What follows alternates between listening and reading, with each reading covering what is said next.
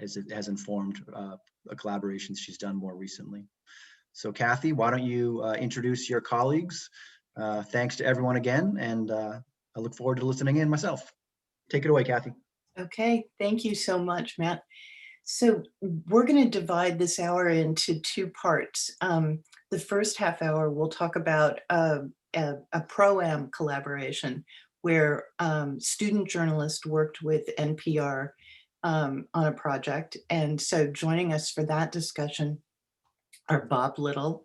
Bob is the senior investigative editor at National Public Radio and has led that investigative team to pretty much every broadcast award that you can win, plus the Goldsmith Prize. Before he joined NPR, he worked as an investigative reporter at the Baltimore Sun, where he won the Polk Award and a whole bunch of other awards. He's really good. He's joined by Sandy Banisky, who is the Abel Professor of Baltimore journalism at the University of Maryland. Her students focus on urban affairs reporting, and it's a capstone, so they produce investigative projects that are that have an urban focus. She also has led her students to the RFK Award and other prestigious prizes.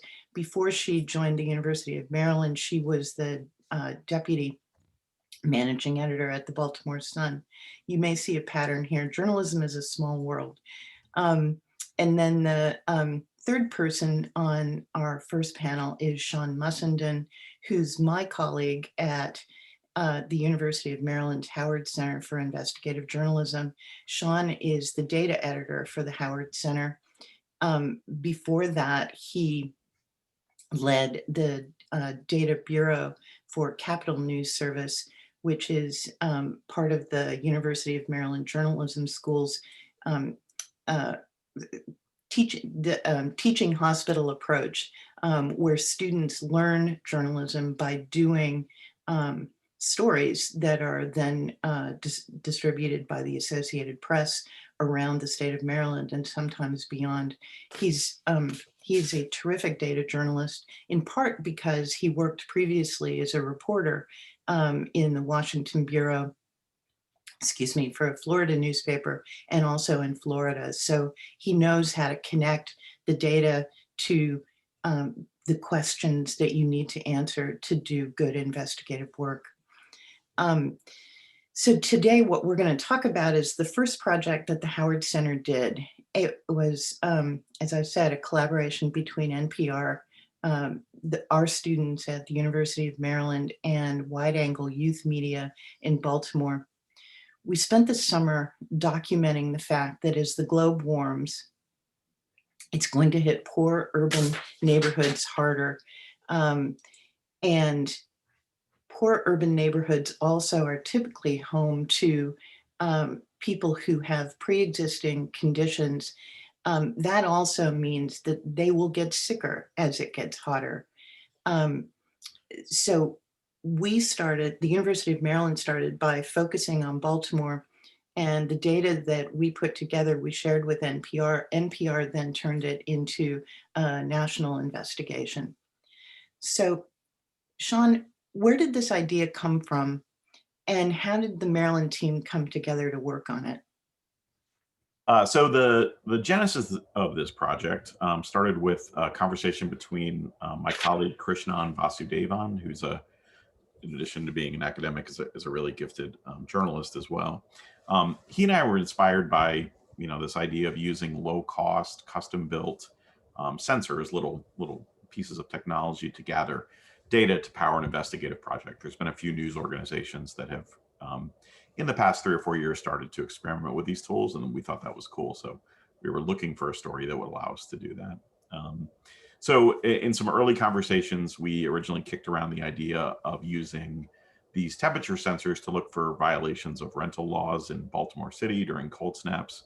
But like almost every project, we had to pivot and pivoted to the idea of using temperature and humidity sensors. These are little pieces of technology that we would train journalism students to build, to gather information to tell a story about climate change and to look at the impact of rising temperatures on people in low-income neighborhoods. And we were inspired by, there's a really great project done by a news organization, WNYC, called Harlem Heat, that looked at the challenge of living without air conditioning in public housing in New York. So we started talking sort of early on. We have a lot of very talented journalists who are specialized in working with students at the University of Maryland Journalism School. We started building a team, and as people got added to the project, they sort of helped us evolve the idea and shape it to where it eventually landed. So some of those folks are on this call, like Kathy Best and Sandy Banisky, but also other people played a really important role: Adam Martin, Marty Kaiser, Rafael Lorente, Brooke Hawksher, and others. In addition to building a team that included people from the University of Maryland, we also raised some money to partner with a nonprofit in Baltimore that teaches media production skills to middle and high school students, called Wide Angle Youth Media. We were also able to hire an editor, former Kaiser Health News editor, John Fairhall, to work on the project. And then our associate dean, Rafael Lorente, made a connection with Bob Little at NPR, who also teaches podcasting at our school, to see if he would be interested in getting involved. So I'm going to share my screen for a minute just to show you what the end result looks like. And I hope I'm going to share my screen. Yeah, sorry. But while I do that, Bob, why was NPR willing to partner with the University of Maryland on this project? First and foremost, because it was a good story. I mean, we certainly wouldn't have gotten involved if it hadn't been, but we are always, as I think everyone listening here feels, we're always on the lookout for good, original, consequential, ambitious projects. And, if you have a surplus of those, call me up. We should actually do a panel about that if you have too many good ideas. So we take a lot of pitches. We partner with people frequently, and a school like Maryland or any large journalism school brings a lot to the table for us. The quality of the students, the experience of the faculty.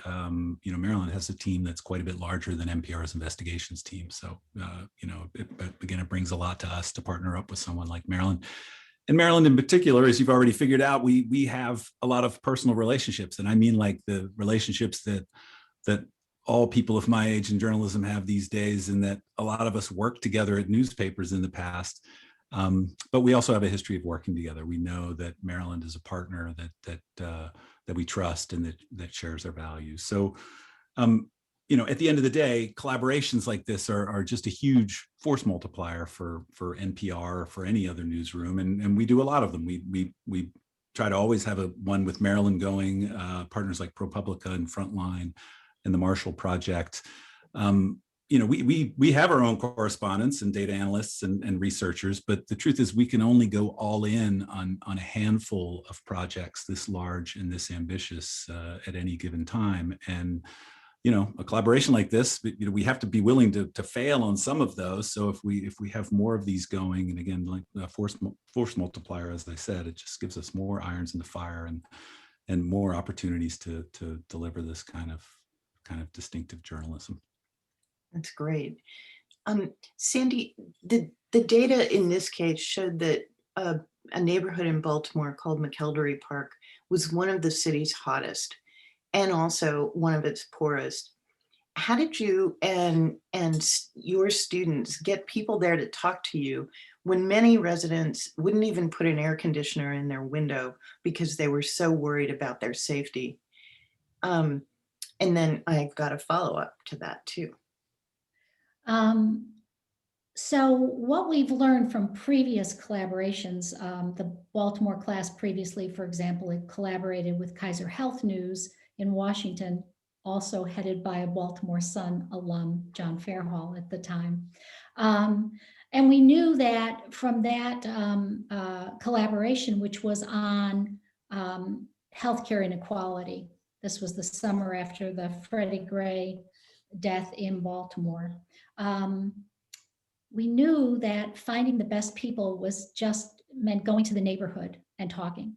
And that's what we did here. The students combed social media looking for events in the neighborhood where we might be able to go and meet people. And it was on our way to a block party in May that summer that we saw people working in a church, and we pulled the car over and started talking to very nice people about what we were about. And the data that we had gave us a great opening line that Sean provided, which was, you live in the hottest neighborhood in the city of Baltimore. And that at least always got people to listen to our pitch, listen to the conversation. And so when we met those first people on that Saturday, a Memorial Day weekend, we made appointments to come back and talk. We didn't talk about sensors. We didn't talk about collecting data. We talked about, we want to know what it's like to live in an urban heat island and what that means to you, in particular, if you have any health conditions at all. And because we were already in close touch with Bob's team at NPR, producer Meg Anderson, who went on to do most of the heavy lifting around the country, took the train up from Washington. We're very well located. And we spent that day walking around the neighborhood, our student team with Meg. And a great learning experience for the students because, you know, we're there with our notebooks and our phones. Meg's got all this gear. She has to put a microphone in someone's face and make them comfortable doing that. Great for our students to watch how she ran that kind of an interview. So we found people by starting to talk to people with this interesting fact that we hoped would open the door, and usually did. And some people said, that's so interesting, thank you, have a good day. But most people said, you know, I have asthma. You know, my kids have asthma. You know, I have a heart condition. I'm diabetic. I'm afraid to put an air conditioner in the window for fear someone will push it in and get into my house. I'm afraid to use the air conditioner on the second floor because I'm afraid that I won't be able to hear if something's going on in the street. So we met people, and then we met more people, and we met more people, and we kept coming back every few days, every 4 or 5 days, to talk some more. So many people got comfortable with seeing us in the neighborhood. And we also, the neighbors directed us to a church smack in the middle of the neighborhood, a big Lutheran church that was all things to all people, an after-school program, a summer camp, a food pantry, an environmental program. And the staff there, the pastors there, were so gracious to us and so helpful. And we got to meet a lot of people that way. So Meg was with us in the beginning, sort of saw the lay of the land, and then went on to other cities around the country, which Bob can talk about more. But at least we knew at that point, we all were at the same starting point. We saw the community. And we knew how people responded. And another interesting point was, as we talked to people that summer, not one person said climate change isn't real. Every single person we talked to said, yep, the climate's changing. Yes, we don't have an adequate public health response. Thank you, Sandy. So Sean and Bob, data was really key to telling this story. How did the data sharing with NPR work? Well, I can start in, Bob, if you want to jump in.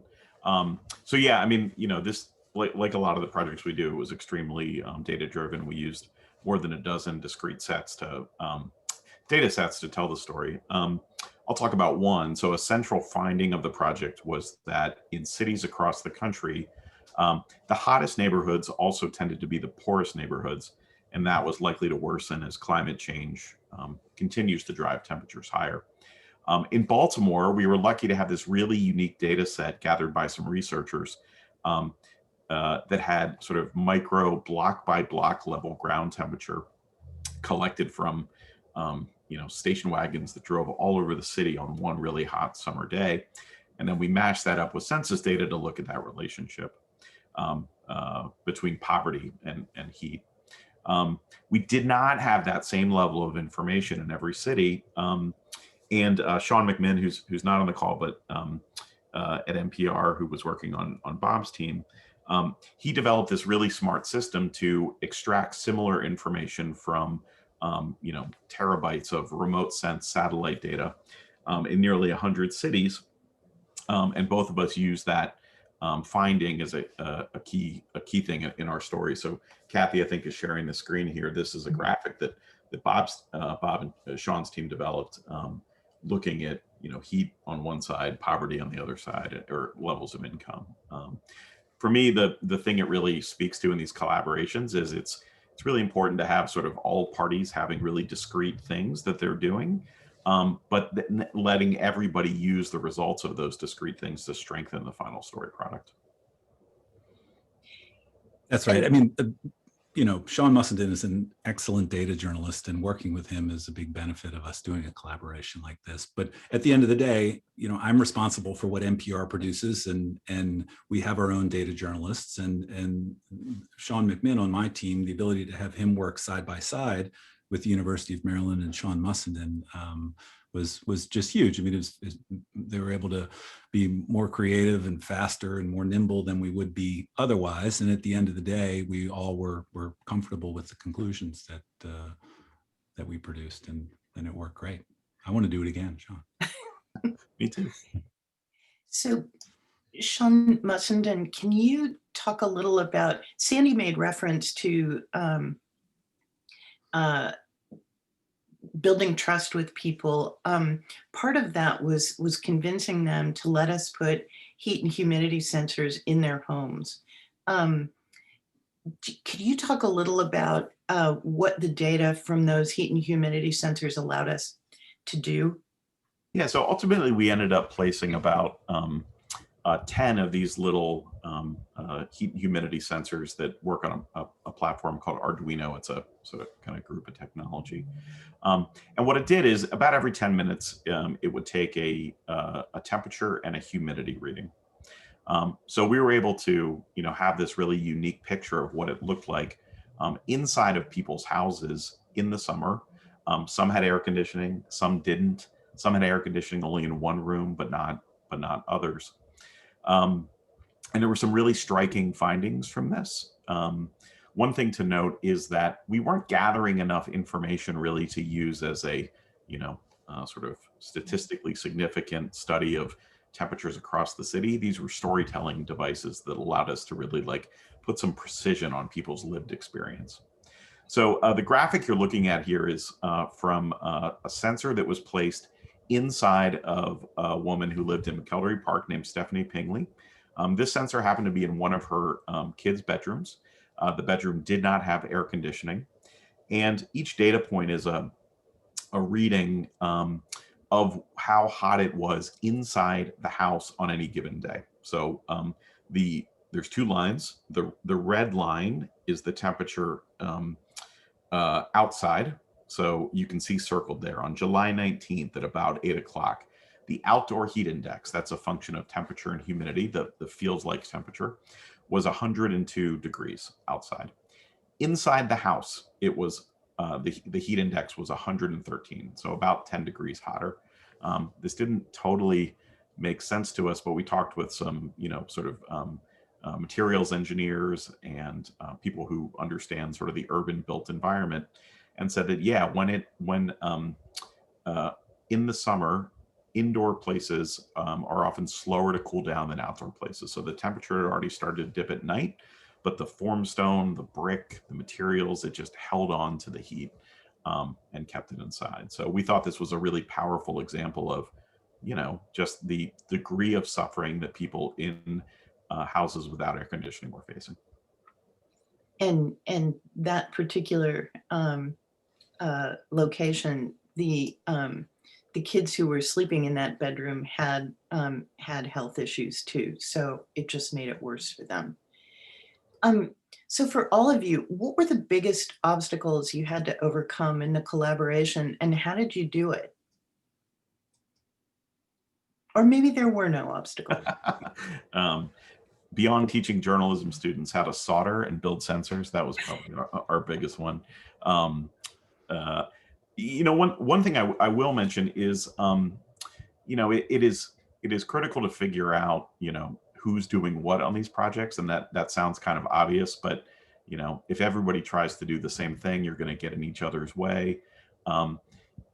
If you assign or having somebody do something that they're not capable of or have the skills to do, you're not necessarily going to get good results. So a good example of that I would say would be, you know, we collaborated from, you know, a journalism organization doing work at the highest level from NPR down to Wide Angle Youth Media, which was a group of high school students and middle school students who were teaching media production skills to Baltimore students in Baltimore.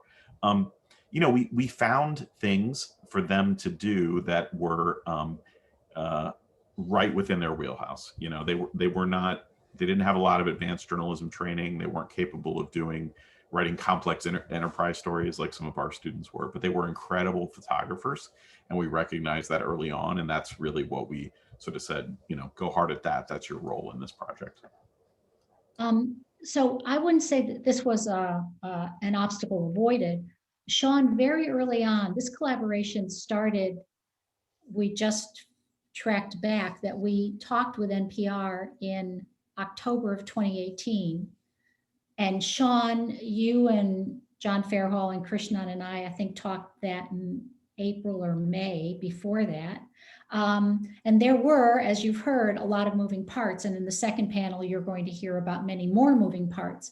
But Sean, from the beginning, organized a weekly check-in by phone, 10 a.m. every Tuesday, and everybody was on the call, from high school kids to Bob Little and Sean McGinn and Meg at NPR, so that everybody knew every week who was doing what had not worked the week before. You know, we promised we were going to get you this interview, and the guy never opened the door for us. So, so photo people, you can't go there this week because we haven't contacted him. Everybody knew the progress that was being made. I also felt that we were all being held accountable every week. I told you I was going to get this story draft done. I got to get it done because I got to report back at 10 a.m. Tuesday, so that everybody was in the loop, not just one editor somewhere. And I think that, and by the summer, every student was on every call, so that everybody knew what every class was doing, what NPR was doing, what the visual people were doing, the page designers, the graphics people. And I think that just went a long way toward fending off problems. Those weekly check-ins are huge. And in fact, we've kind of incorporated it at NPR into our normal process because we found them to be so useful. And you know, a lot of people ask me when I do collaborations, well, how can you get comfortable with the conclusions that your partner is reaching? And those check-ins were a big part. I mean, part of it's trust because we've worked together before and we know we can do this together, but we were always aware of how the story was progressing. The big challenge from NPR standpoint is that you're working with a partner that doesn't really produce things for our platform or doesn't have the same needs. And a lot of what the team is creating, a lot of different print and web stories and visuals, they're not tailored for our platform. And so, you know, sometimes that doesn't matter. We're not going to be able to publish all of the stories that are produced by a collaboration like this, but other times it does matter. You know, Sandy talked about our producer, Meg Anderson, going out with the students. I mean, we know that working with students is an opportunity for them, and we love that and value it. We also know at the end of the day that doing audio interviews in a crowd is not the best way to get great audio journalism on our platforms, and we just need to take control of the story in our own way and go out and do our own versions. We're also working with a partner who is intensely focused on the story from the local angle because that's the best opportunity for Sandy's class and for the groups of students. We're not a local radio network, we're a national radio network. And so we always have to view every story from a national perspective. So we had to do it a little bit differently. But you know, we overcame that by assigning a veteran producer to it. And at the end of the day, you know, we just were responsible for what we produced for our own platform. And sometimes that meant doing an element of the story you know, all by ourselves in other parts of the country and doing audio interviews when there aren't 5 other people asking questions. So that leads to, and Bob, you touched on this. For everyone, what advice do you have for people who are thinking of doing collaborations? And, you know, could that be being willing to be honest up front about what the needs are for each collaborator? But what else is there to make it a success? I think one thing we do these collaborations a lot now, and one thing I've noticed is that when we have somebody who is dedicated to being a project manager and sort of wrangling, meetings and keeping agendas and notes, that really makes things go smoother. And so I highly recommend if you're interested in doing one of these, finding who's good at that and who can play that role for you. I mean, my advice to everyone is to do it, to give it a try, to imagine that there are partners out there that can help you do more with the resources that you already have. And, the tricky part is, as I said, getting comfortable with the conclusions, but we do that with every story that we report on some level. And I think it's easier getting comfortable with a shared conclusion of our data reporters in the university than it is sometimes, believing what government agencies are telling us or fighting them for information. So, we found it to be an incredible benefit. And as I said, I mean, we have a pretty robust investigations team at NPR now. It's grown over the last 18 months to about 19 people. We can do a lot of good things at one time, but we really can do that much more and be that much more ambitious when we embrace these kind of partnerships. Yeah. And I would just add that planning is benefits everybody. And I felt like my students had a lot of work to do, a lot on their shoulders, but we also knew this was our job and the rest of the project belonged to other people. And it's kind of liberating. I know what I'm focusing on. I don't have to worry today about where are the pictures and who's doing the graphics and who's crunching the data. And, we all felt that we were sharing the work and we also knew specifically what our work was. And that for me was fantastic. Go ahead. Can I add one thing on what Bob said, which is Absolutely. I would also encourage people to do it. And one tweak would be consider doing it with a university. While students may be inexperienced, they make up for in enthusiasm, hustle, and there are a lot of them. And so if there are projects where you need to reach out to, say, 50 state agencies to get documents, like, we got people. So find a professor, a former colleague, somebody at an organization at your local J school and think about working with them. So I'd add one other thing to the points that you just made. And it struck me because this was the first project that we did after I came to the University of Maryland. The fact-checking process that Sandy and the other professors at Maryland developed for their students with stories is the most rigorous thing I have ever seen in my life. There was you can blame or credit Deb Nelson, but please continue. Okay.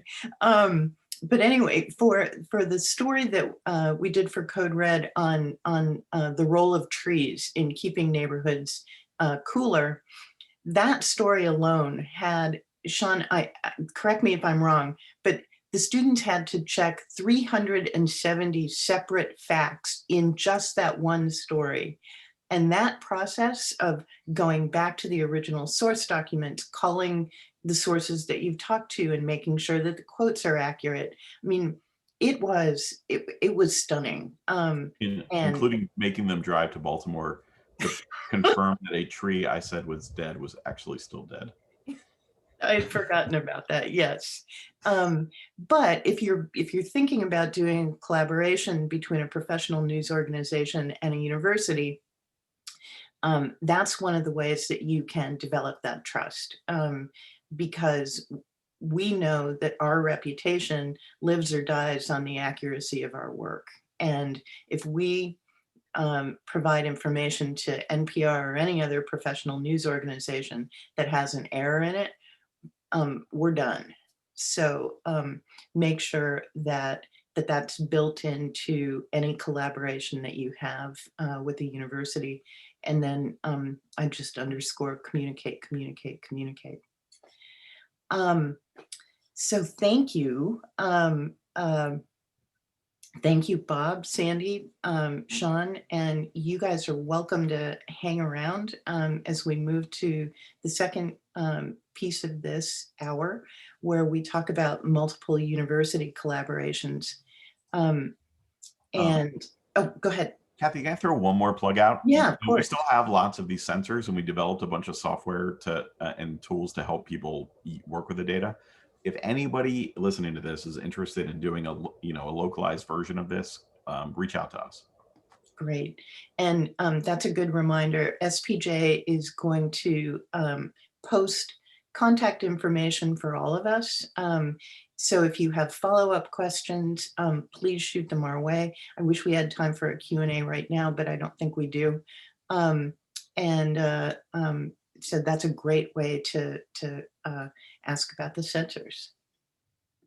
So we're going to switch gears and talk about a second collaborative model. Last year, we teamed up with 6 other universities for what we believe was the largest college collaboration ever.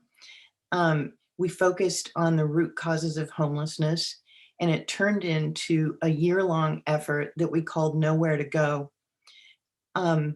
Let me introduce you to 3 of the total of 7 participants in that project. First, Deb Nelson is an associate professor of investigative reporting at the University of Maryland. Deb won 1 Pulitzer at the Seattle Times for her own reporting on a project and edited 2 other Pulitzer-winning projects for the LA Times. And just one of the joys of working at the University of Maryland is the journalism faculty is composed almost entirely of former journalists. So I get to work with some of the best journalists in the business. Second, I'd like to introduce Rob Wells. Rob is a newly minted associate professor of journalism at the University of Arkansas. He's a former reporter with the Wall Street Journal, with Bloomberg, and with AP. And in the Journalism is a Small World department, he also did time at the University of Maryland before going to Arkansas. And last but not least, Cheryl Phillips is a data journalism professor at Stanford University and the founder of Big Local News.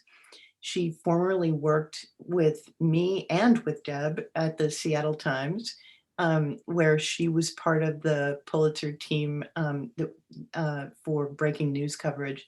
She also worked at USA Today and several other papers, and served on the board of investigative reporters and editors for almost a decade. So welcome and thank you for agreeing to talk about this. So Deb, I'm going to start with you. How did this collaboration come together, and how did you decide what to focus on? Well, it got started at a conference like this, at the biannual gathering of investigative reporters and editors. Many of the investigative journalists that I'd worked with or gotten to know over the years had, like me, moved from the newsroom to the classroom. So we trade tips about teaching when we get together. And I floated the idea of having our students work together on a project. That by working together, we could take on national issues and document their local consequences. And then with the new Howard Center at the University of Maryland, we'd have a base of both a base and support, for a really quite ambitious venture like that. Well, there's a lot of interest in this. So I followed up with a few phone calls to brainstorm ideas. And one of those was with Brent Walth at University of Oregon. And as we were kicking around ideas, he mentioned that his students had been investigating that community's homeless population. And they picked up on this kind of increasingly hostile public policies towards them. And I thought it would be interesting to see if that was part of a national trend, or if other places were doing something different, maybe even better, you know. While homelessness is a national issue, it's largely addressed, you know, for better or worse, at the local level. So the project would require assembling this national picture from local investigations, which seemed like a great, you know, great ingredients for a collaboration. And the students were very enthusiastic about this topic. So we started looking for more partners. Great. Rob, why did the University of Arkansas want to work on this? Well, you know, we're a very small program in the middle of the country, a very small media market. There aren't like a lot of opportunities for our students to go out and do journalism. So, you know, it was like very exciting for me to be able to, you know, introduce them to this broader world of national investigative reporting, to work with people like you know, Kathy and Deb and Sean. And this, I think it just really allowed us to show them, you know, what top level, you know, investigative reporting would be like. And it was really wonderful because we had a couple advertising PR students who just kind of like randomly wandered into my class, and they got to see and do, you know, this sort of reporting. And one of them, you know, switched and became a data journalist as a result of it. So they just never knew that this sort of stuff was possible. So you know, the whole thing really has helped us sort of accelerate and advance our, you know, the way we're teaching journalism here. The fact check protocol that Deb and Sandy developed, that's now part of all of our stories. And now I'm trying to get that, you know, spread throughout the entire curriculum. So we got a lot out of it in many ways. Great. Cheryl, you faced a couple of challenges that others don't. First of all, Maryland and Arkansas and all of the other schools were on a semester system. You're on a quarter system. And then layer on top of that, you're 3,000 miles away from the University of Maryland, and there was a pandemic. So how did that all work? You're right. It's a challenge. The quarter system in particular is always a 10-week sprint. Had a couple of things going for us. One, we had recently launched Big Local News, which is a data sharing platform for journalists. So we were able to put local data sets that could be aggregated together into one place for everybody to access. And so that, I think that data sharing component was really important, and kind of an organized system, thanks to the University of Maryland, in terms of keeping everything on track, was really helpful. We also started the quarter before the students actually began to work on the project in terms of data collection. So my first quarter, I knew this was coming down the pike, and we started putting in public records requests. Then the students in the next quarter picked that up and started collecting the data, analyzing it, and then finding the local stories that could fit into the overall project. But we had to take small bites, right, to be able to really do that. Mm-hmm. Great. So for all of you, what did this year-long effort teach you about successful collaborations? Well, I guess I'll jump in here. The sort of building on what Sandy said at in the earlier part of the program, the amount of the techniques you guys have developed on communication have been really, really important. And having, you know, the discrete roles and trying to meet some of the students who may not be as advanced where they are, and finding a role for them. So that's really helped me quite a bit. One other thing is, you know, exposing our students to this sort of thing has given us a level of technical expertise, an ability to get some resources to, you know, sort of, you know, brainstorm on data issues. And it's allowed us really to have the confidence to tackle like a fairly major community journalism project called Arkansas COVID. We're running a community data portal right now. And I just don't think that would have happened unless we had gotten involved here. I mean, I would echo that. I think that the organization of the whole project is really important, and having folks who are kind of keeping track of all these really lots of moving pieces. For me, with the data components of it, finding the common elements that you can get from all of the various local communities and then figuring out how to bring those together for really strong findings is important. One of the things that Sean was involved with was starting to scrape, for example, evictions data. And now we're, at Big Local News, we're continuing that. So the idea is that this work can continue to go forward, but that wouldn't have happened had there not been like this overall framework for like, here's how we're going to go after this data. We're going to go after similar data from all of these various locations, and let's build up a pipeline and a system for doing that. Yeah, and I'd echo that. Collaborations require really, really good management and organization skills, and lots of patience. So put someone in charge who has all that. Clone Kathy Best. Yeah. Thank you.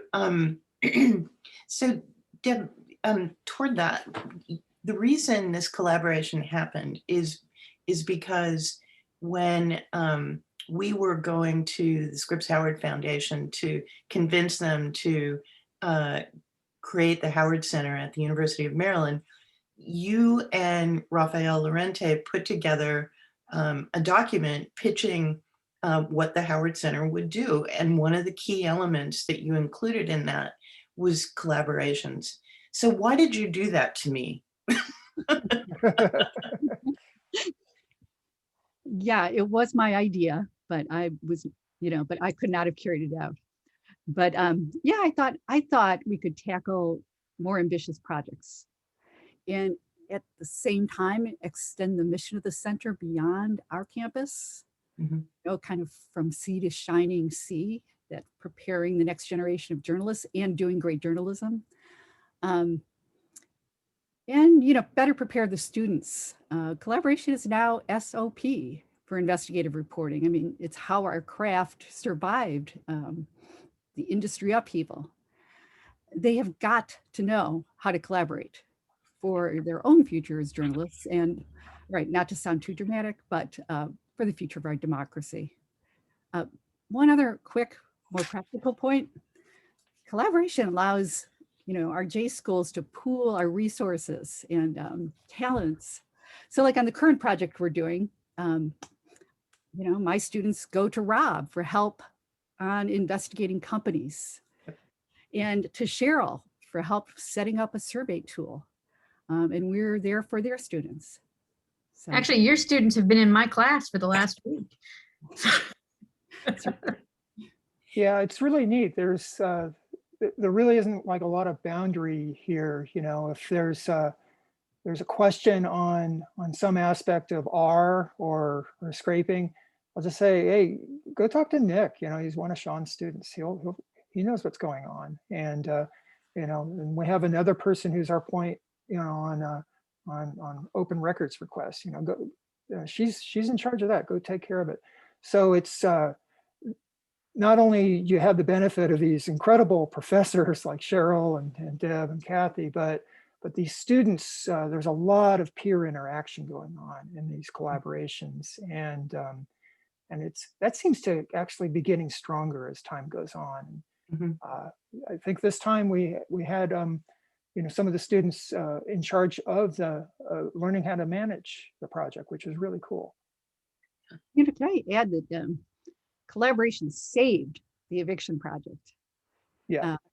This is about, our students went looking across the country and found communities were trying to wrest their way out of homeless problems, and making it illegal to ask for money or food or to sleep in public places. In creating this cycle of arrests that made emerging from homelessness almost impossible.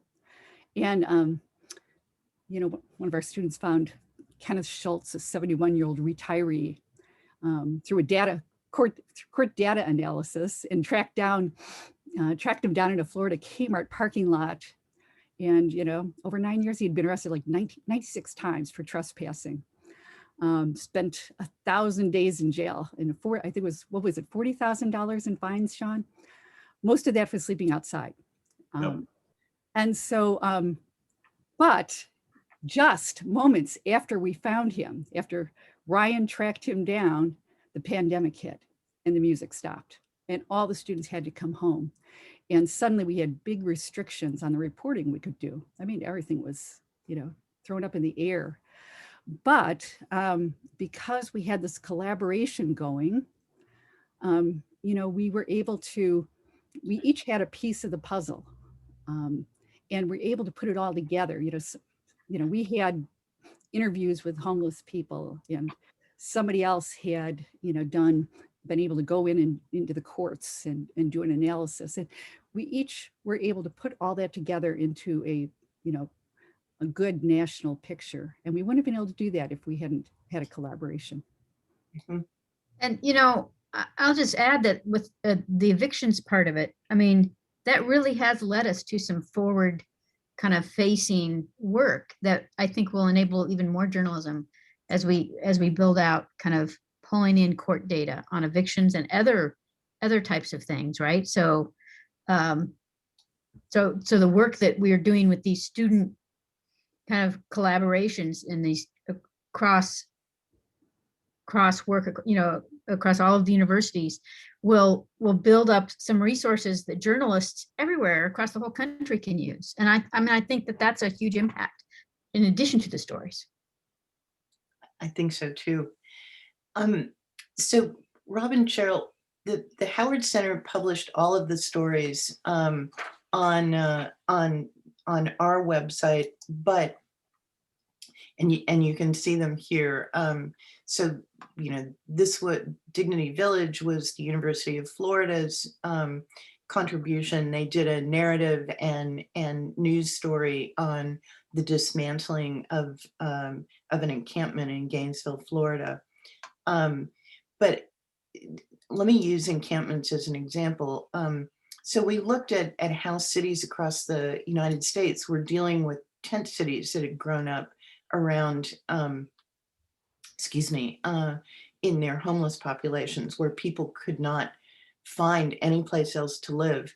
So we had an overview story that was national in scope, but then we also had stories by each university that we collected on this website, and you can see some of them here. You know, Rob's students at the University of Arkansas did stories. Our partner at Boston University did stories in Massachusetts. And Cheryl's students at Stanford did stories in California. Our partner at Arizona State University did stories in Arizona. So we collected everything, but then we also, as part of the conversation, said, you know, you guys control your own work. So if you want to find local outlets, go for it. Was that important? And Rob, do you want to talk first about that? Because, you know, you worked with your local public radio station. Yeah, so I thought it was just really important to have multiple outlets for my students' work. You know, it was, you know, first goal was to get in the Howard Center project, and was very, very happy that the students were able to pull this off during a pandemic. They were incredible. We also published it on a school website, a department website called Razorback Reporter. And I think all that's important to build their portfolio. They can point to these good looking clips, and helps them in job interviews. We have an ongoing collaboration with the local National Public Radio affiliate, KUAF. And my students were brought in for an interview, and there was so much material, they stretched it out over 2 days on this weekly news magazine they do. Our material was redistributed on that website. So yeah, it was really important for me as a journalism professor to look after my students' professional development, to make sure they can have these good-looking clips and help them land some pretty decent internships. A lot of these students are doing very well in a really rigorous job market this year. That's great. And Cheryl, you did the same thing. You found local outlets to share your stories with, in addition to letting us publish them. How did that work? Yeah, so we have the benefit of, there's an organization called Bay City News, and it's a local wire service that basically has about 40 newsrooms or so in Northern California that subscribe. And so all of our stories went to Bay City News, and they went out on this wire. And so lots of local newspapers and radio stations ran this work. And we also sent it to like KQED, the NPR affiliate, and pretty much everyone ran it. And it was great because then again, yeah, it just adds to the portfolio for the students. And in a really, really smart way, it also gives those local news organizations that need good stories a way, a way to distribute. Right. And I should have mentioned this, the role of the Howard Center as kind of the convener of these collaborations was to take the national stories that we were producing, but also some of the local stories that had, a potential national audience, and work with the Associated Press or other, we also worked with USA Today to find national outlets so that we could get the stories in front of as many readers as possible. For all of you, collaborations, and let me show this example. So collaborations produce stories by their nature with lots of bylines. So these are the key bylines, but the credit lines at the bottom are extensive. And in addition to that, let me see if I can find the about page. We make sure that we give all of the students who worked on projects credit for what they do. So the about page for the project looks like looks like the end of one of those, movies like Ben-Hur, where there are a million names. So, it just goes on and on and on and on. So how does that work for your students? I mean, it's great. It's great for us because the students who file the FOI are going to get credit for their contribution to the project. But what's it like for students who are going out in the job market? If they've got a lot of clips, and they're great clips, but there are a lot of names attached to them. I have to say, I think it's a selling point. I mean, every newsroom is trying to do collaborations right now because they're trying to stretch their resources. If they know that they have a job applicant who knows how to do a collaboration and has worked in a really ambitious one, that's a good thing. Mm-hmm. And I might add that, well, first of all, some of that list of names is comes from our media law classes, right? Which put in public records. We have 50 to 100 students each semester who can put in public records requests to states across the country or cities across the country. So we, our projects benefit more than just the students in our capstone. The program really gets deep into the curriculum of the school, and the projects benefit from that. So a lot of those names are students from media law, but you see a long list of names there. And as their professor, what I can promise them is I will write them a very detailed letter of recommendation that describes exactly what they did in the project, so that their prospective employers will know what skills and energy and resourcefulness that they brought to the project. Right. Could I take a step back for a second? Because sure. my my introduction to working with the University of Maryland started with Deb. And it started with a different project that was the precursor to my big local news. And it's the Stanford Open Policing Project. And it's because of Deb's classes that we were able to put in public records requests for police stop data. And it's a huge part of the reason we have 250 million records from across the country of traffic stop data that helps us look for discrimination and bias. And that was like an initial collaboration. And it's just a great example of how these collaborations can have real world impact. It's great. Well, I think we went into overtime. So I think we're going to wrap up, but I would thank you so much, Cheryl and Rob and Deb and Sean and Sandy and Bob. It was great getting to talk with you about this and show off your talent and ideas. And thank you, SPJ, for letting us do this. Thank you, everyone. That was a tremendous discussion about the real crucial importance of collaboration and how it's really vital. That was great. I wish that we had had more time, but you guys crammed about 3 hours of commentary into 1 hour, so it was much appreciated. Please stick around. We will be starting up very shortly our next session, which is on mental health, and you'll also leave that with some immediate tips that will help you not just today, but in the weeks and months to come as we continue to work through this pandemic and all the workload that we are wrangling with. So stick around and we'll get that underway very soon.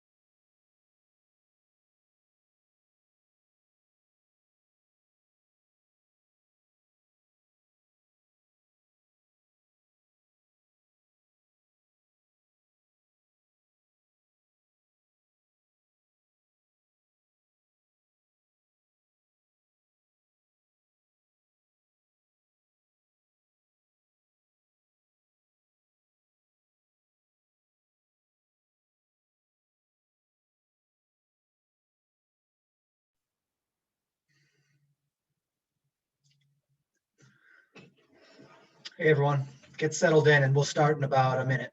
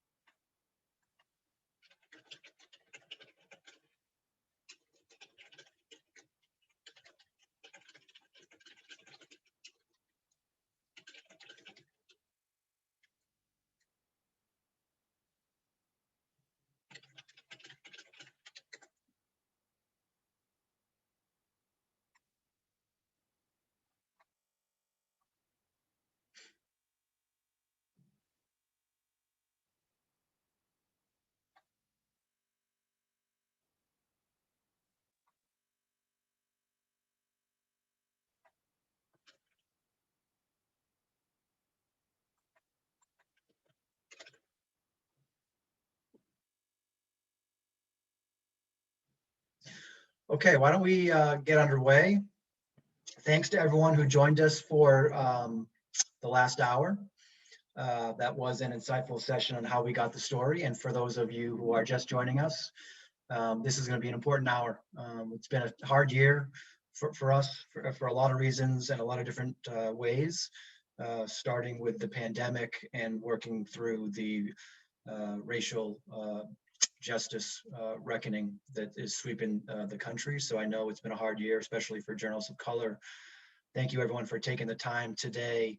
I'm Matt Hall, the president of the National Society of Professional Journalists, and joining us for this next hour will be Jerry McCormick, longtime friend and current former board member, and Dr. Tammy McCoy-Arbayo, who has a lot to say about this subject and will be very, very helpful. I've talked to her on a few of these panels, and as I said earlier, this is some information that is going to help you today. Dr. Tammy is a former journalist. She works with journalists and first responders. She's a licensed mental health professional and was a big part of our virtual convention in 2020. For those who don't know, Tammy is a trained hostage negotiator, certified in critical incident stress management, and we all know that journalists have stress. She's completed crisis counseling training and volunteered as a suicide hotline counselor in the 1990s. So Tammy, thank you very much for being here today. Jerry is a friend of Tammy's, and as I said, a friend of mine. He's one of our newest SPJ board members, an at-large board member. He's also the senior public information officer at the city of San Diego, longtime TV journalist, and an academic. He's been an instructor for years as well. Very thankful that both of these folks are going to be having this discussion and leading it on how to prioritize yourself and take care of your mental health. One programming note, if and as you have questions, this is designed to be interactive, so please drop them in the Q&A part of the chat, and we will get through this together. Dr. Tammy and Jerry, why don't you take it away? Thanks again for leading this discussion. Thank you so much, Matt. We really are appreciative of being here. Tammy and I are really good friends, so you're going to basically eavesdrop on a conversation that she and I are going to have about mental health. So as I prepared for this last night, I've been in journalism since 1990. And for funsies, I started listing all of the major events, news events that were pretty traumatic to me during my 30-year career. And in no particular order, I've worked through the Oklahoma City bombing, 9/11, of course, the pandemic, Rodney King, George Floyd, the Los Angeles riots, the Summer Olympics bombing in '96, the space shuttle explosions, recessions, and of course, multiple school shootings and life shootings. So as journalists, you know, we're trained to be tough. You know, we're out there, we're covering the story, and we're not taking all of this, or we're not supposed to take all of this in. but we are. So how do we protect ourselves from traumatic events like this and preserve our mental health? Hi, Jerry. It's good to see you, my friend. Matt, thank you for having me. Jerry, you're right. There is this image of us as journalists like we're gunslingers, right? When I was a reporter, you were just the baddest of the badass. And you can't show any signs of, hey, this was a really messed up thing that I covered and this bothered me. And we grow up in this culture, as a journalist, we're looking around to see how other people respond and how other people behave and receive us. And we take our cues from that. When I was a baby reporter, I was surrounded by a bunch of white guys who were telling me, 3 kids got killed in a car crash, no big deal. And I'm sitting there going, oh my God, how is that not a big deal, right?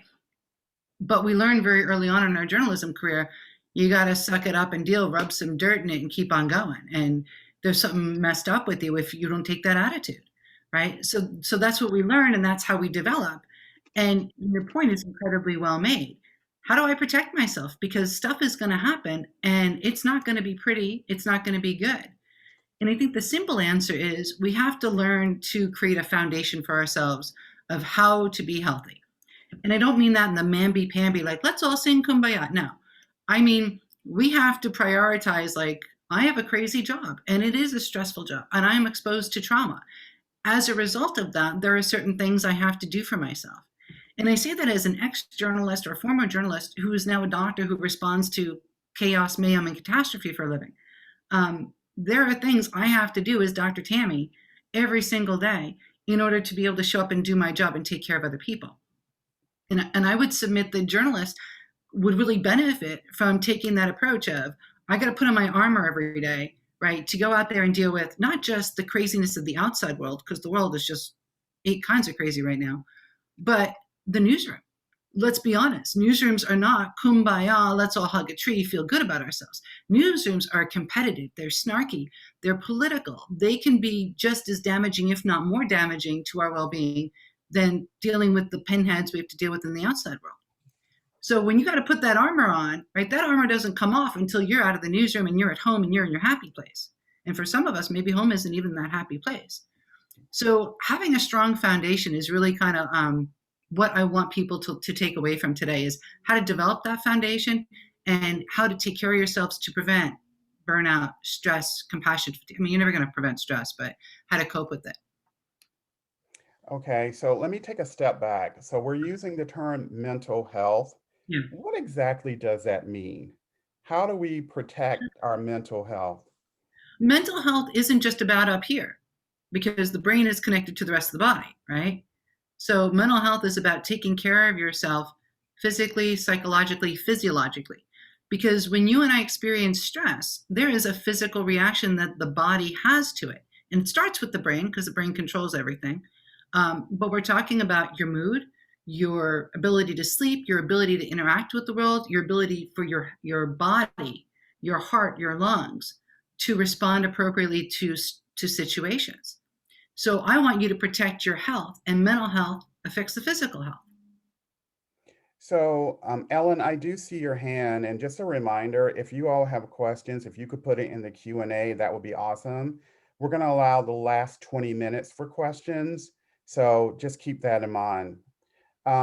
So one of the things, and I'm going to be super vulnerable here because as you can see, I'm a Black man. The Derek Chauvin trial that's been going on for, now going into the 3rd week, I'll be honest, it's been pretty traumatic for me because every day we see the video of Mr. Floyd in his last few moments. And that's a lot of negative energy to be taken in. But as a journalist, you want to stay on top of things. For sure. So you can't appear to be weak, if you will. So how do we cover events, but at the same time, not take all of this negative energy in? Right. And that's where the Kevlar comes in, right? Because you're always going to take in the negative energy. There's no way to put up a force field around ourselves and watch something this horrifying as this man getting killed in front of us and be like, oh yeah, I'm fine, it's no big deal. It's one, recognizing yourself. Hey, when I watch this, it makes me feel angry, frustrated. I can feel my heart rate raising. I get angry. I get frustrated, right? And knowing what the physical clues are for that, like how do you physically respond, as well as how does it affect your mood? And then say, okay, today I'm going to be covering the Chauvin trial. I'm going to be watching the Chauvin trial. I've got to build in extra self-care for myself today. So that means today I've got to make sure that I'm eating right, make sure that I'm calling my best friend and venting about it, or exercising, or doing something that's soothing, right? For me, I have 2 cats at home and a wonderful husband, and I can just pick up the cats and I know that that soothes me, right? Or I can vent to my husband and go, blah, blah, blah, blah. So plan it out. When you know that you've got stuff that's going to be heavy and difficult, plan out your physical activity. Stay away from the alcohol, stay away from the sugar. Make sure that you get some good quality sleep. Make sure you get outside and get some fresh air, right? So plan for it and know that it's going to happen, and give yourself room to process it, right? And say, at the end of the day, when I'm done with this horrifying experience, this trauma that I've been exposed to, you know, I'm going to take care of me, and it's going to be okay for me not to be happy in my normal self. And I don't have to pretend to be that way. I'm allowed to be sad and angry and hurt and disgusted and all the other feelings that we might have. But Jerry, also bear in mind that that might trigger, covering something like this might trigger something from our past, right? Because trauma begets trauma. So seeing something might take you back to a time and a place where you experienced something that was horrible. And if you haven't finished with that business, when it's kind of reaching out and it's got its tentacles in your now, right, it might bring that stuff up and bring you back to unpleasant emotions, unpleasant experiences, and feeling bad about yourself because maybe there's some shame or some guilt or some unresolved whatever. So leave room for that as well. So I know a lot of newsrooms, or they offer some sort of counseling service like EAP, Yeah. or, you know, some sort of therapy or what have you. But there's a degree of shame around therapy, Yep. particularly if you're, you know, a person of color. And there's a running joke. I know in my family, we don't need therapy. We just have Jesus, you know, and we just tap into that. What if you need help? How do you, you know, do you go to your supervisor and say, hey, this is too much for me, I need help? Or how do you handle situations like that? Little cautionary tale. Don't do what I did, which was nothing. When I was a reporter covering cops in courts, I covered several back-to-back sex cases, child molestation, rape, and they were pretty violent and pretty brutal. And I did nothing about it. And it started to affect my personal life. And it really, really affected my personal life, where I couldn't have sex with my husband because I would see flashes of these cases in my head. And it made me anxious and irritable, and I had a hard time sleeping. And I acted like I was fine because that's what you do. I was a cops and courts reporter in Southern California. Everyone wanted my job. My newsroom was not a safe place, so I had to just suck it up and deal. I finally got to a place where I needed to get counseling for it because it wasn't going away, and I did. But it was probably one of the hardest things I had to do. And I went through our EAP, and I met with a therapist who I didn't like. And I thought, well, this sucks. This therapist was asking me too much about my work and not about me, and it made me super uncomfortable. And I felt like she didn't get me. And so I stopped going. And I just was like, all right, I'm just going to figure it out by myself. And I did. And it wasn't a pleasant experience. It wasn't fun. Eventually I processed it, and I got some treatment through what's called EMDR, eye movement desensitization reprocessing, which is a frontline treatment for trauma. But I didn't get that treatment until I was in doctor school. And I found out about it through that. So I went years without help. So go to your EAP.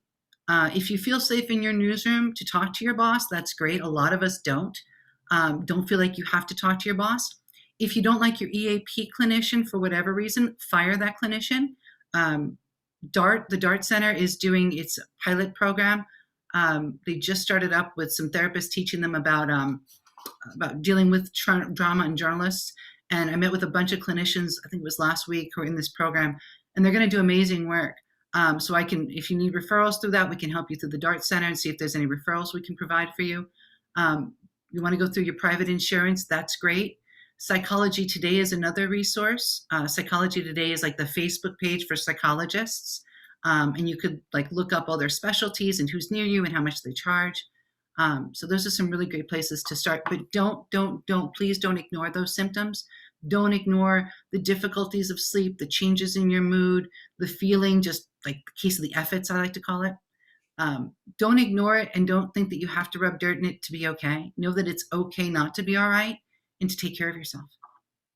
Could those issues lead to addiction, like food addiction, sex addiction, drug addiction, alcoholism?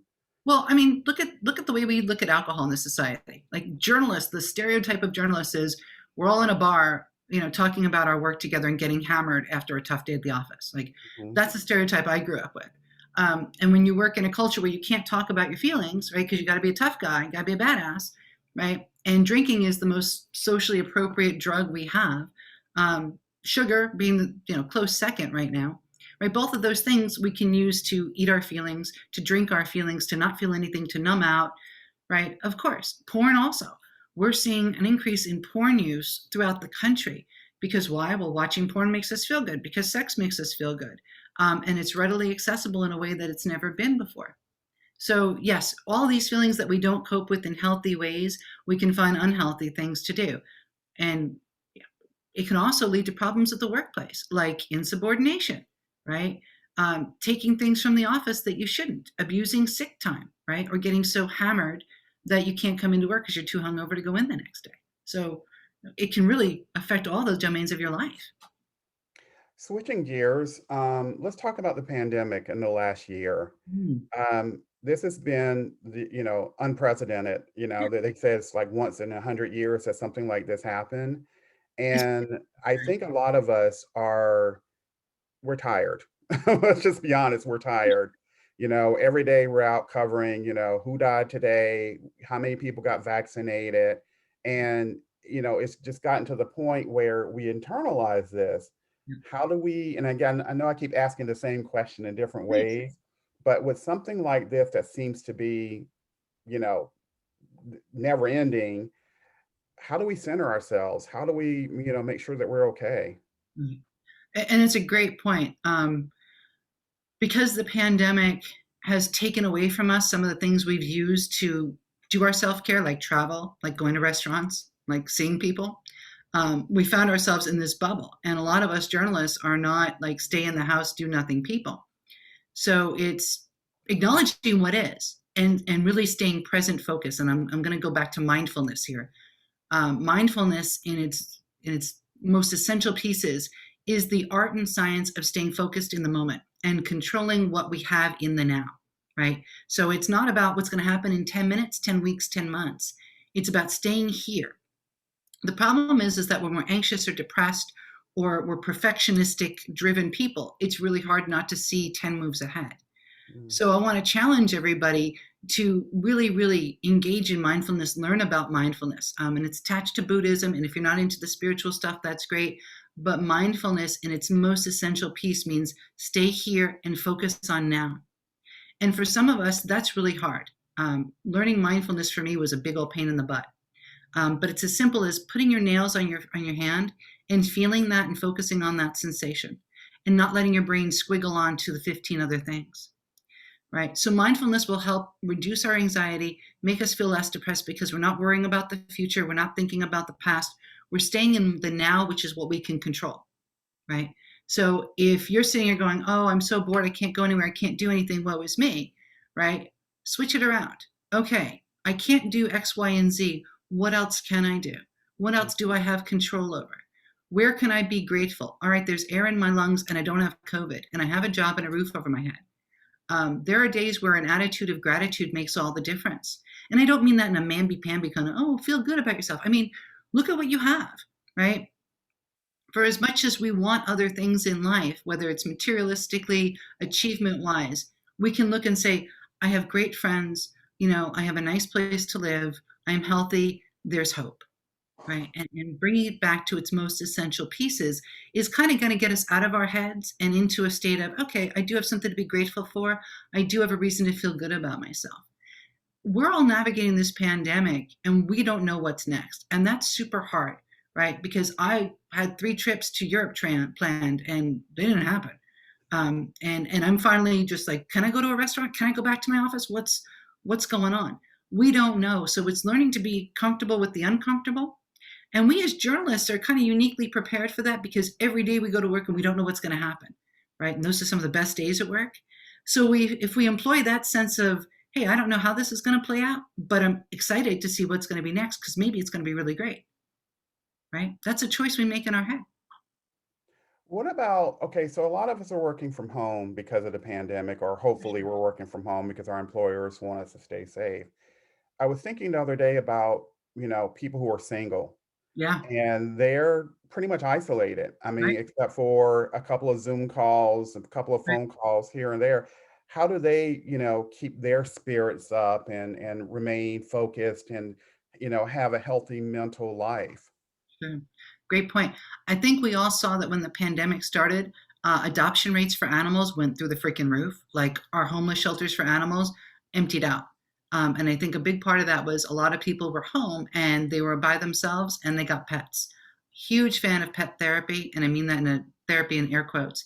Having an animal to take care of, whether it's a fish or a cat or a German Shepherd or a gerbil, right? Having something else in your presence to take care of can really bring out the best in us and make us feel accountable and feel like we're nurturing.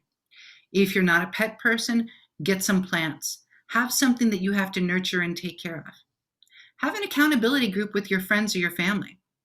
Like I'm really lucky. I have a core group of friends that I could call at 2 o'clock in the morning and say, "Oh my God," whatever, right? And like you're part of that group, I could call you at 2 o'clock in the morning and you would help me bury the body if I needed your help, right? And you would also tell me, "Hey, Tammy, you're being an idiot. Knock it off." And having those people in your life who you can just check in with and just say, "I am just like having a horrible week and I just need to vent," right? And taking that on and saying, "Hey, let's start talking on a regular basis just to check in," right? Once a day, once a week, whatever it is you're comfortable with. Because we do feel isolated because we aren't seeing people the way we used to, right? Maybe you get together and you do a socially distanced thing where, people are in your driveway. I got desperate and I invited some friends to hang out on lawn chairs in my driveway and sit on the grass for a little while. We're all masked, we're all safe, but I needed that contact. Okay. So another piece of the pandemic is there's been huge job losses. Oh, yeah. Because newsrooms were, cutting back because advertising dollars were, not there because businesses were, particularly here in California, were open, we're closed, we're open, we're closed. Yeah. And I think the last time a lot of us faced something like this was the downturn of 2008, 2009. So what about people who, lost their jobs? And this business, as you know, is a calling. It just Yeah, is. it is. What's next for them? How do they keep their self-esteem up? How do they look ahead and not feel hopeless? And you'll forgive me because I got laid off twice in 2008 and 2010, I think. And I remember it like it was yesterday. It's devastating when you lose your job, especially when so much of our lives as journalists are defined by the work, right? So reaching out to your friends, not feeling ashamed, not beating yourself up, um, reminding yourself that, you know what, I may not know what's next, but this isn't a personal rejection, even though it feels deeply personal. And start figuring out what you want to do, right? I look at these things and forgive me, but I looked at this as an opportunity. When I lost my last job in journalism in 2010, after kind of licking my wounds, I saw it as an opportunity to step back and say, okay, what do I want to do for the rest of my life when I grow up? And it wasn't something I was able to ask myself for about a month, right? So enjoy the unemployment. Don't be embarrassed about taking the unemployment. Networking, talking to your friends, talking to, people at SPJ. A lot of us have been there. So get that kind of social support and step back and use it to figure out what you want for you, because there are opportunities everywhere. It might not feel like it, but we are in a more connected universe than ever before. And if you want to find a job in journalism, it might not be your ideal beat or your ideal platform, but there are so many things popping up right now. I think we're on the verge of a journalistic renaissance, that you keep putting it out there. There are things out there. Do not lose hope. Do not lose faith. Remember that this is something that's happening to you, but it's not going to be the worst thing that happens to you, right? So it's really about how you frame it, and reaching out to other people who've been through it is really going to help you kind of navigate some of that. I think so many of us journalists is caught up. It's part of our identity. Oh, I am a journalist. You right. are not. And I too was part of the laid off club. And I'll never forget the day that it happened. I remember when they told me, I wasn't worried about, oh, how am I going to pay my bills or how am I going to eat? The thing that I was worried about is, oh my God, I can no longer consider myself a journalist. But it's like the mob. You're never really out, people. Exactly. You're never out. So let's go to the racial reckoning portion of the last year.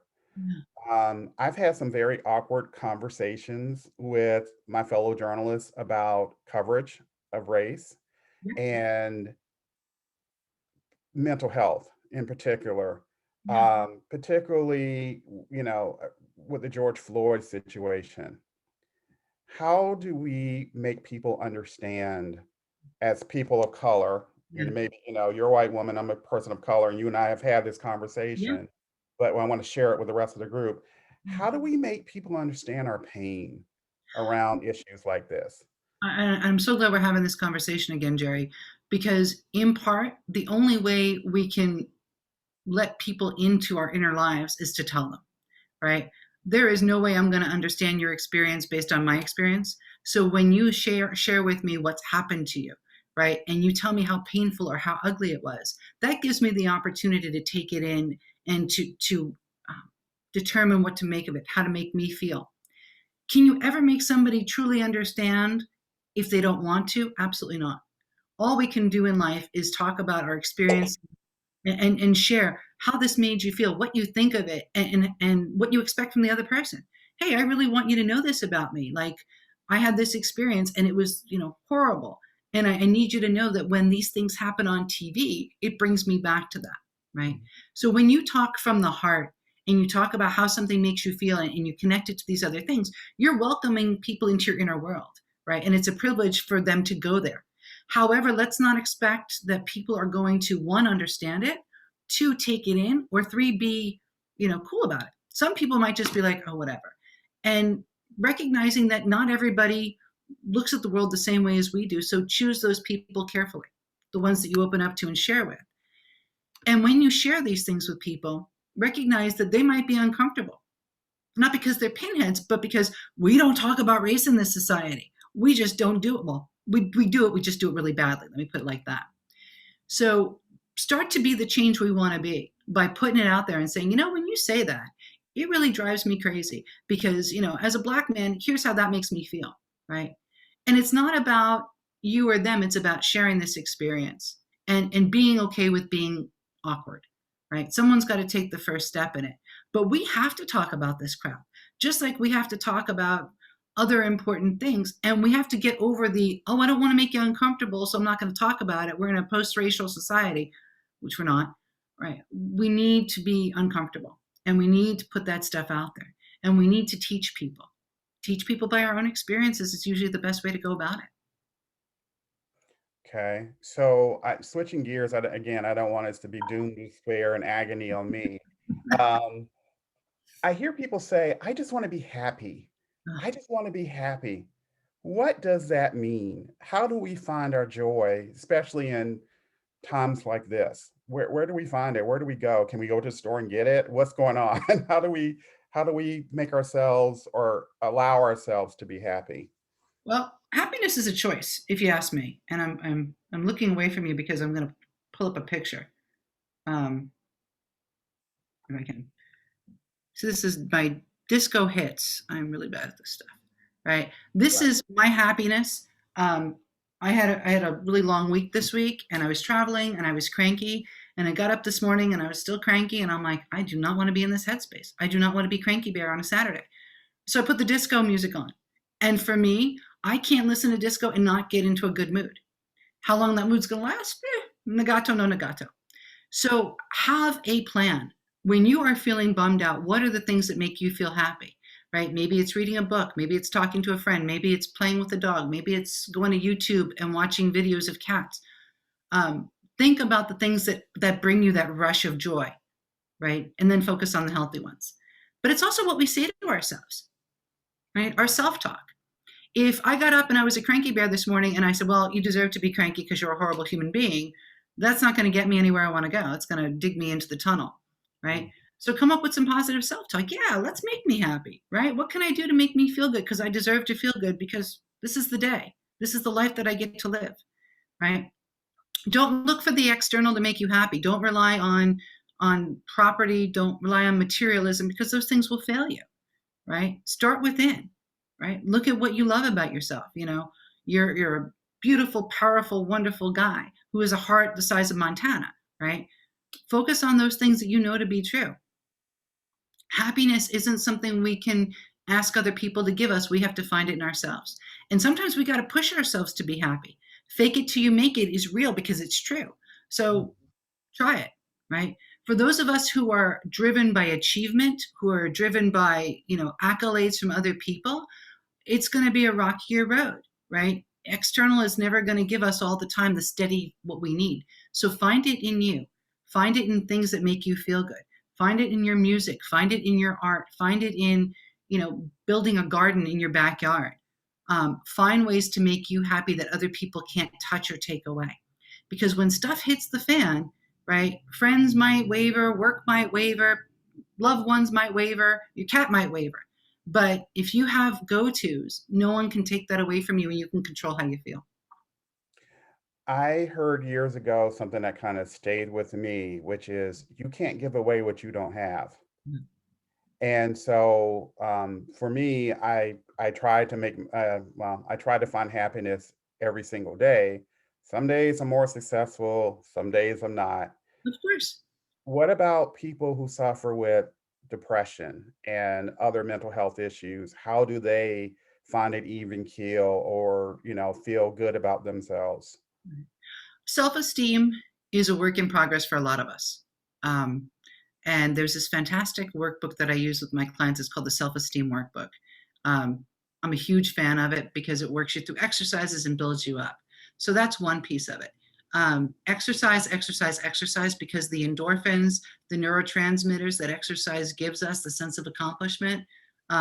We know that people who exercise regularly report less depression, less anxiety, better self-esteem. Okay. If you're struggling, with legitimate symptoms, go talk to a doctor, go get a checkup from the neck up, right? Work on it, because depression, anxiety, mental health problems aren't things to be taken lightly. You need to work with somebody to learn how to treat your symptoms and how to get better. And you can get better, right? There are a million tools under the sun that a therapist might have that you have no idea about. And you might be like, oh, I'm afraid to go to a doctor. They're going to put me on meds and I'm going to be all cuckoo's nest. Really, that's not always the case. Like, I might recommend somebody get on medication to try it for 3 months to see if it's improving their quality of life. And they might say, all right, I'll try it for 3 months. And then they do all the other work on the coping skills and the self-esteem, and they go off of it, right? Some people stay on it for a long time. Don't forget the importance of working with somebody who knows the rules of the road and knows how to help, right? That's important. You can manage your symptoms by managing your day-to-day life, right? By having a healthy diet, by having exercise, by having healthy self-talk, by having an accountability group, by saying, all right, I feel like crap. What am I going to do about it? Because I don't want to just sit here in my own muck, even though I might want to feel like it, or maybe I don't want to get out of bed today. And that's the day you get out of bed and you put on your favorite shoes and, you do your hair tall, check your nails, to quote Lizzo. Some of us have problems with the hair, but we won't go. Your hair looks fantastic. Always does. Okay, so we are approaching the part where we're taking questions. So I'm going to read looks like we have 3 questions. So I'm going to go ahead and start those. Sure. The first question is, sorry, you guys, is someone says, I've had a long struggle against mental illness, especially attention issues, anxiety, and depression that I used to feel every day.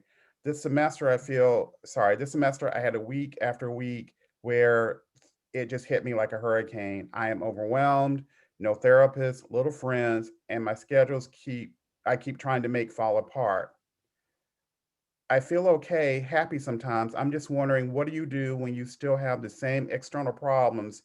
Your mind doesn't reflect the situation anymore. Your mind doesn't reflect the situation anymore. First and foremost, if with those kinds of struggles, please go talk to a mental health professional. Reach out to somebody. and get that support that you need. Because anxiety and problems with concentration really do kind of handicap you in your ability to navigate the day-to-day. Again, go back to your grounding skills, right? Focus on gratitude, accept what you can control and accept what you can't control. And know that you don't have to control your whole life in order to be happy and successful. You can control how you feel, what you think, and what you do. And I know this sounds incredibly overly simplistic, but those are the only things we have control over. That's it, right? We don't control anything else beyond this and the body and what we do with it. So don't be so hard on yourself. Someone in the chat actually wants to know, how do you reduce workaholic tendencies, especially when work is at home right now? Oh, preaching to the choir there. Boundaries. And I'll say this, I'm a little spoiled on that front because I have a husband who's like, knock it off. And he holds me accountable. Because it's really easy to get lost in work when your work is as intoxicating as it is. It gives us that endorphin rush when we feel good. So set boundaries. Have a hobby, a passion outside of this work. Oh God, if only I'd learned that back in the day, I think it would have been easier for me now. Set boundaries, have hobbies, have friends that have nothing to do with the job. Have friends that don't care about you being in journalism, who you can talk to about, normal stuff, which most of the time for us is boring. And I think we get a little snobby because we're badasses. We've got the most exciting job. Everyone wants to hear about it. Stop talking about work. Stop thinking about work. Stop focusing about work. Have a set time and a set day where it's not about the work. It's about being outside. It's about taking a walk around the block. It's about your favorite YouTube video. Have hobbies and passions. I know it's hard, but I promise you this, the more you do it, the easier it gets. Can I add a tip too? I mean, I don't have your credentials, but one of the things that helped me working from home is I only do work in a certain room. Yeah. And I have a second bedroom, which we've made into an office. So when I'm in these four walls, I work. Yes. The minute I step foot out of these four walls, that's my life. Do you have a transition space? Do you have a transition space, Jerry, where you go from the work office to, like, for a lot of us, the garage was a transition space. We would come home from work and then the garage was like before we enter the house. I think having a transition space where you go from work to home, not just like bam, one to the other, right? So maybe it's a hallway and you visualize that the hallway is the place where all your work stuff kind of floats off your head and it kind of, you start walking to the warmer light of your home life, right? So having a transition space in your home, I'll admit this, I actually sometimes go into my garage, sit in my car and give myself 5 minutes to transition from Dr. Tammy to plain old Tammy, right? And to me, that's been powerful because otherwise my poor husband, well, he gets shrinked a lot more and he doesn't want the shrink at the dinner table. He wants his wife. Okay. Another question in the Q&A. How many newsrooms brought in counselors to help staff after reporting on traumatic events? I know you can speak to that because you've had some incident in your previous career. I know you've had some really gnarly trials and stuff you had to go through. Yeah, it never happened. Journalists, newsrooms are not a place where editors are going to be like, oh, did you just cover a really nasty thing? Oh, poor thing. We don't talk about mental health in newsrooms. Hopefully with the Dart Center, we're starting to do that more, but we don't. They don't. They should. And I say that as a doctor who does this for a living, but I've never seen it happen in my career where, holy cow, they don't do it and we don't talk about it. So start the conversation. You guys all have EAP providers, they could come in and, teach some classes and help you guys out. And my personal opinion, they should be in there, hey, let's talk about how you cope with this stuff and let's do some training. But I think that's something that the bigger, higher ends of the newsroom have to start at least being aware of. And I don't know that we're there yet. I hope we're getting there. But ask for it. I mean, if you're comfortable asking for it, and my hat's off to you, I wasn't comfortable asking for it. And I think sometimes we have to just do for ourselves. Okay, so another question. How do you avoid toxic relationships in the workplace and at home without disrespecting the other person? How do you avoid toxic relationships? In a newsroom, I mean, we all had somebody in the newsroom who just was not, we had bosses. I had one editor who was not a nice human being. And it made me feel depressed at times and stupid and horrible. And I finally got to a point where I just had to leave and find another job. And I was fortunate that I was able to do that, because you can't change a toxic boss. And if you're under their thumb and they're making you feel like crap, at some point you got to make a choice of, can I tolerate this or do I have to leave? Toxic relationships are just that. You can't fix the other person. You have to decide what you're going to tolerate and what you're not going to tolerate. So boundaries, self-care, and self-awareness, right? I got to a point with that boss where I just said, yeah, I can't do this anymore. I got to do me. And when you're 25 or 26 years old and you've got to pay the rent, that's a pretty scary thing to do. And it takes a lot of inner strength to do it. And that's where your support system is really going to be helpful too. I actually had the same situation, but in reverse. I was a supervisor, and I actually had an employee come up to me when I lived in Oregon and call me the N-word to my face. And I went to my supervisor, and her response was, "You need to toughen up." You? Me. Oh. And so that was the day where I made a decision. I am more valuable than this, because I knew my worth. Yeah. And no, regular me would have been like, what's that little girl say? Catch me outside. Regular me would have done that. But, as a supervisor, I had to say, this is unacceptable. We're going to HR, and HR did not protect me in any shape, form, or fashion. But that's a story for another day. Another question we have is, what do you suggest for freelancers who don't have the same corporate resources for mental health, coworker camaraderie, et cetera? What do they do? Right. And freelancers, it's kind of like you're out on the verges of, so it's, what kind of access do you have to mental health resources? Do you have insurance? Do you have county behavioral health services that are available to you? Are there psychologists out there who work on a sliding scale?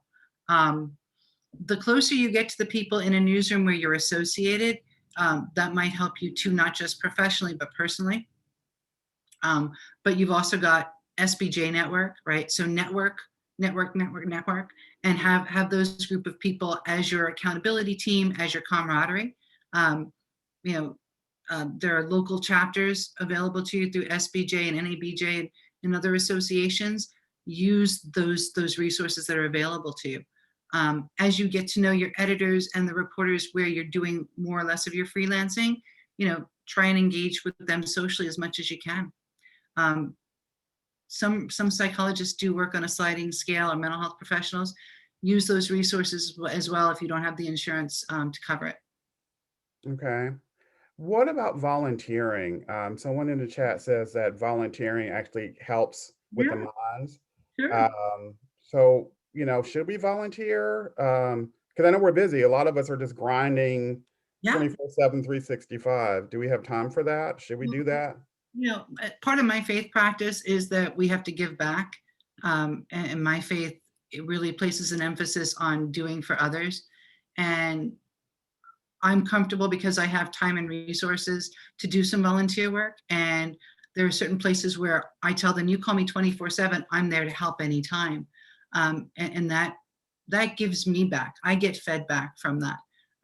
So when I get to do work with other people, knowing that I have a skill set that can help people, whether it's dishing out food at a soup kitchen, or it's, helping kids learn how to read English better, whatever it is, we always feel better when we give back and we meet people and it grows, right? And that positive energy just makes us feel good.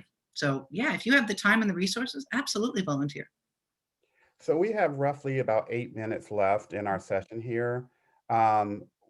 Speaking of volunteering, I know we should try to separate, have our real selves and our journalistic selves.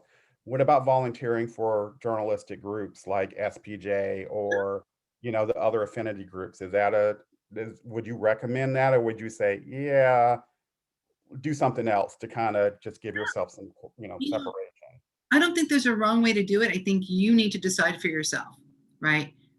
If you don't have anything, right, that's outside of journalism, and you know it, right? Then check yourself and find something, find one thing, right? But volunteering at NABJ, SPJ, those are all incredible things. For me, it's part of my self-care. Like, I look forward to these meetings so I can spend time talking to journalists and help and do what I can to be part of this community that I love so much. And is that me doing more of my work? Yeah, it absolutely is. But it's doing it in a different way. Mm. I want to revisit a question I had asked earlier, but this is from someone in the in our participants. We're talking about people who have jobs in newsrooms now. I want to go deeper into an issue which has affected myself and many others and seldom spoke about. What if you were laid off resulting from the pandemic and you don't see light at the end of the tunnel? I'm going through this, and many friends of mine are also in the same boat. I feel helpless. Of course What you does he or she do? do. Of course you do. Those are completely legitimate, honest, real feelings. And part of all of this process for you is going to be making peace with those feelings, letting yourself process them. Process them by journaling, by talking about them. But please know that you're not powerless and you're not helpless. Just because you don't have a job right now does not mean you will not get one. We can't tell the future, which is part of what's so frustrating about all this.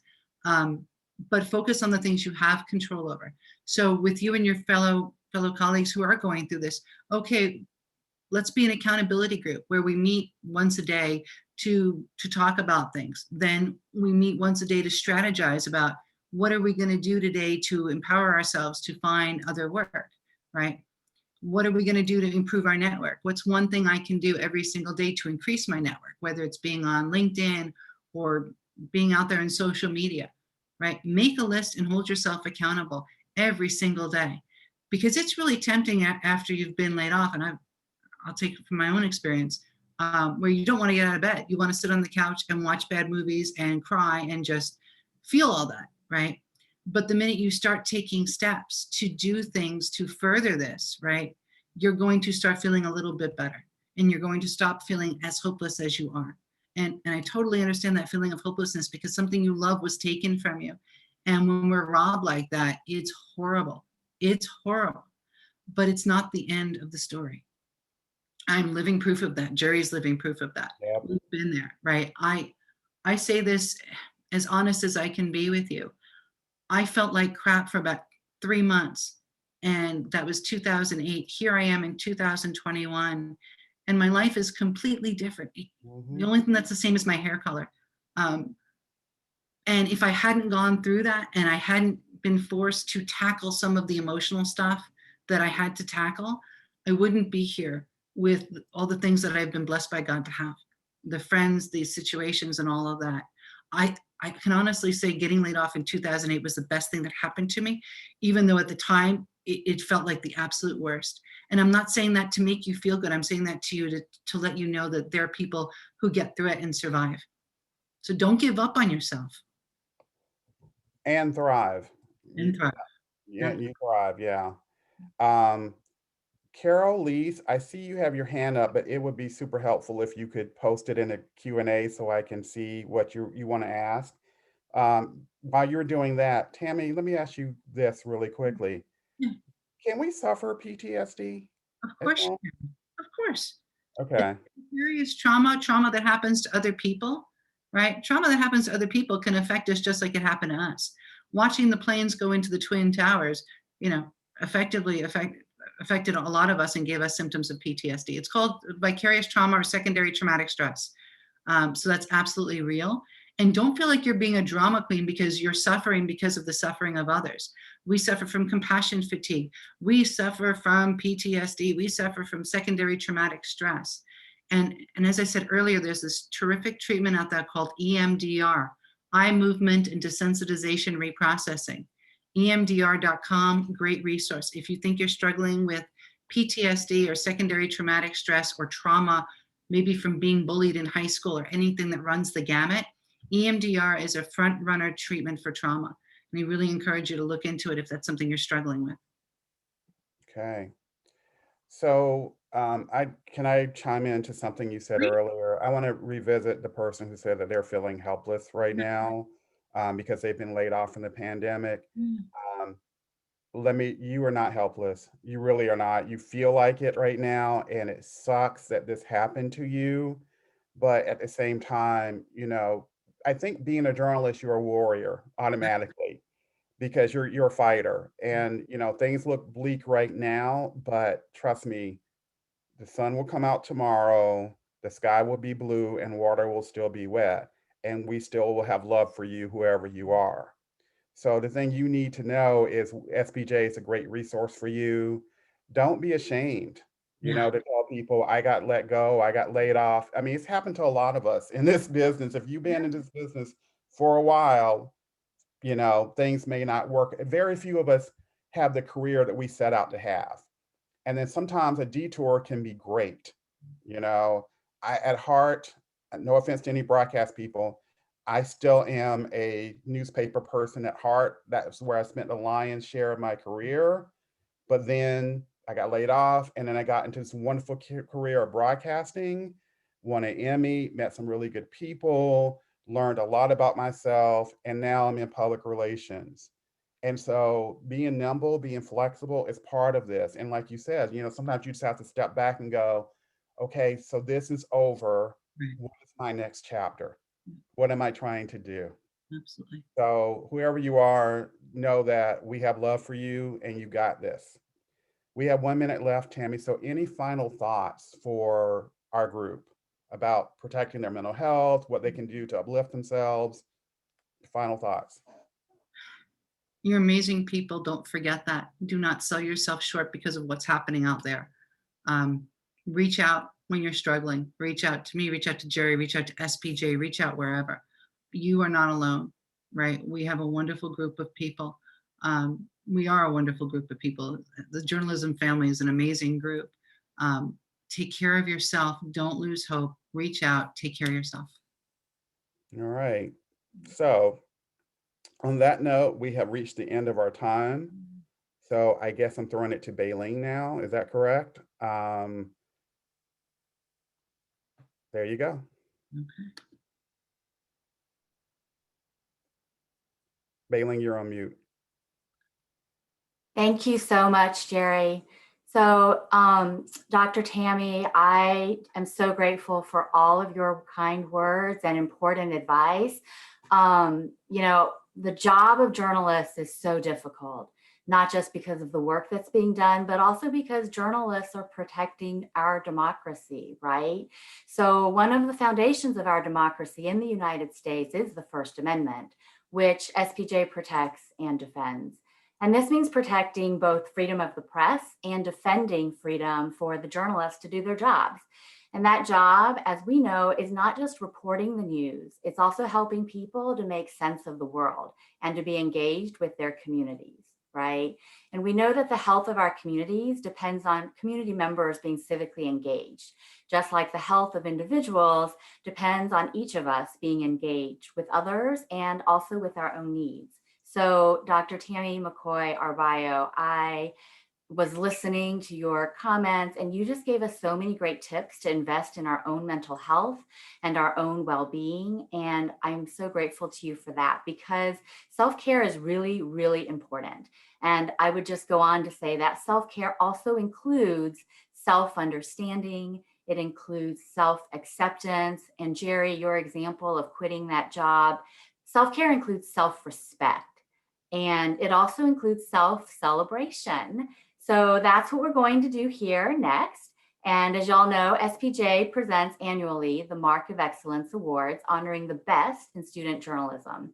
These awards offer categories for print, radio, television, and online collegiate journalism. So as you know, entries are judged on the regional level.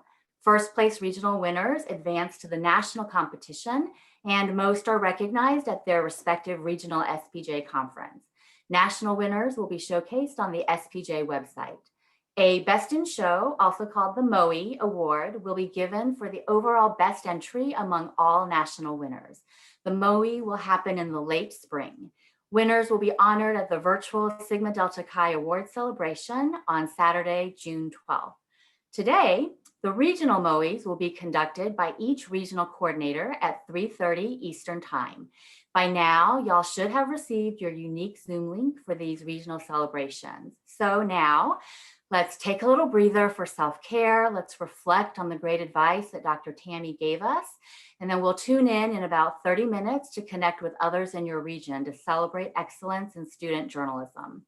And while we celebrate, let's remember that journalism is not just about bringing news to the public. Journalism is also about building up communities, and in that process, strengthening the building blocks of our democratic society. So thank you for joining us today for the content portion of the virtual regional conference. Y'all have a great rest of your day.